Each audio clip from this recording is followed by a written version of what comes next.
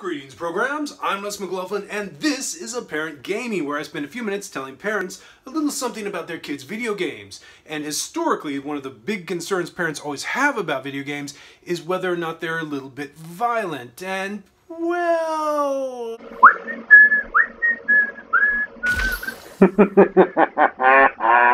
I mean... It's...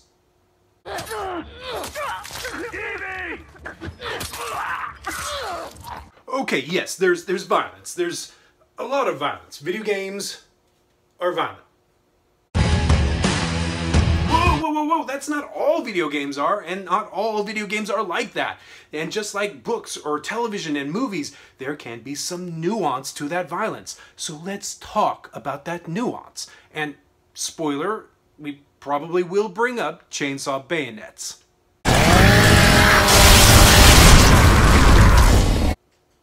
What?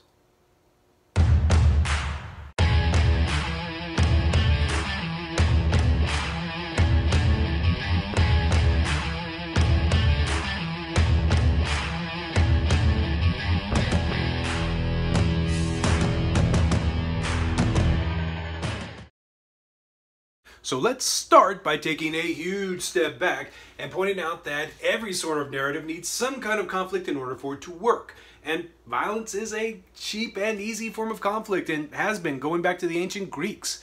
It is physical, it is visual, it is visceral, it is immediate, and it lays out important stakes for people to overcome.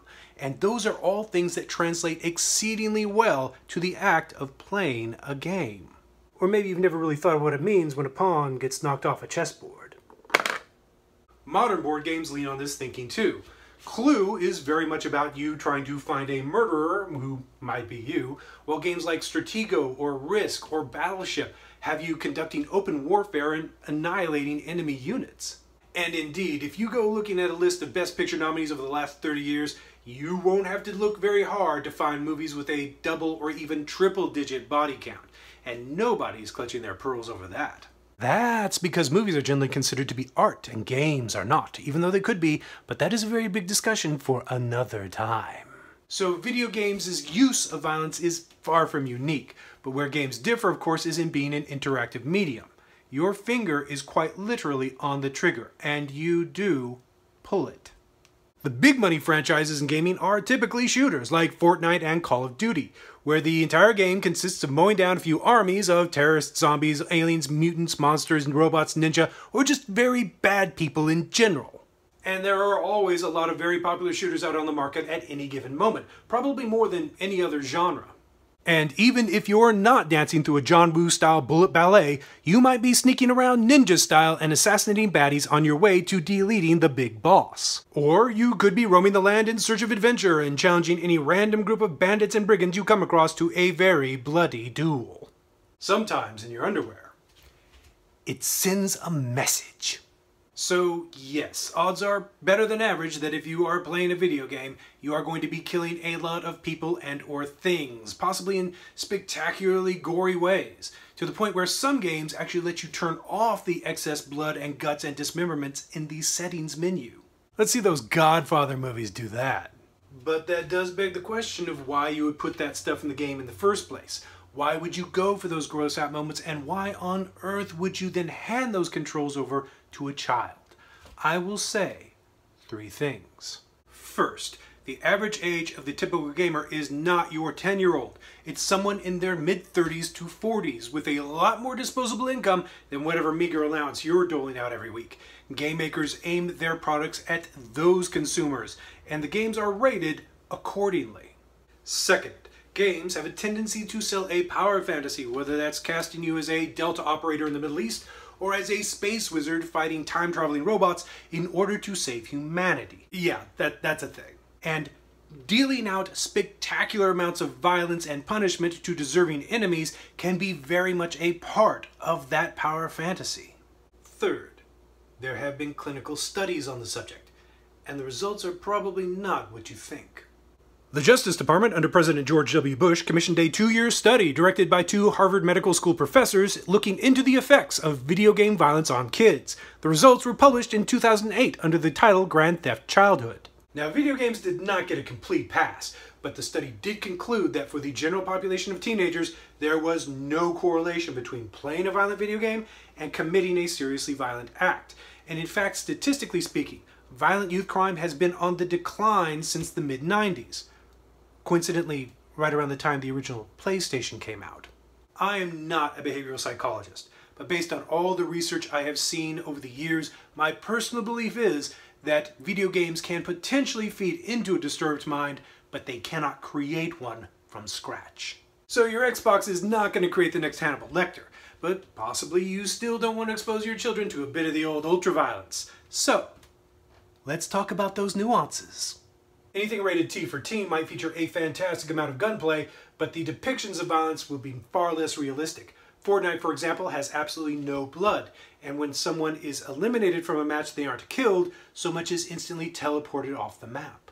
Some games go a step further, calling you out for whatever choices you make and making you face the consequences of your actions. Undertale, a game your kids are probably familiar with, gives you the option to kill or spare enemies, and the story changes dramatically based on your choices. While Shadow of the Colossus, one of the most critically praised games of all time, can actually make you question whether you should keep playing it. Colossus tasks you with killing 16 magnificent creatures, most of whom ignore you completely until you attack them, in order to save 1 life, and it's usually right around the 5th Colossus that most players start to see this devil's bargain for what it is. There are also games featuring superheroes like Spider-Man and Batman, which will have you beating up dozens of supervillains and hundreds of their henchmen, but they also strictly adhere to those heroes' personal codes against killing their enemies. And the success of those games just go to show that shooters are not the only big money franchise out there. Sports games like Madden Football and FIFA Soccer are consistently top earners year after year. And if you want something with little to no violence, I promise you those games are not hard to find.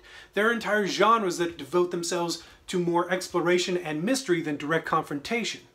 There are racing games, there are puzzle games, there are brilliant platformers like Mario and Fez. There are even resource management games that put you in charge of building your own city, or your own space program, or maintaining a farm. I mean, they've made 20 of them. That's gotta be somebody's thing. And one of the hot titles out right now is Fall Guys, a battle royale game pitting you against 59 other players, racing your little jelly bean across increasingly wicked obstacle courses. And indie games like Fall Guys are full of alternatives that draw their conflict not from violent sources, but from more existential ones. Ben Esposito's games, What Remains of Edith Finch, Donut County, and The Unfinished Swan, are prime examples of this, featuring some truly memorable gameplay. And that's an important thing to keep in mind. Games are not a monolith in the same way that movies and television aren't.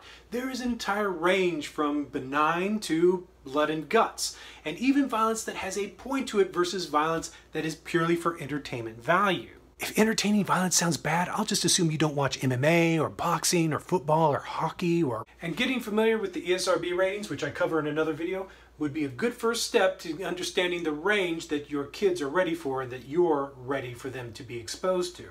The TLDR of this is that it is probably not a good idea to write off every game just because it has a hint of the rough stuff, particularly if it is at a level that your kids can handle responsibly. But you can also steer them to games that are fun without being bullet to the head fun.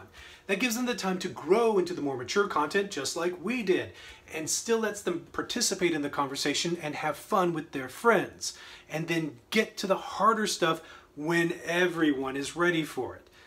You know, when they hit their mid-30s.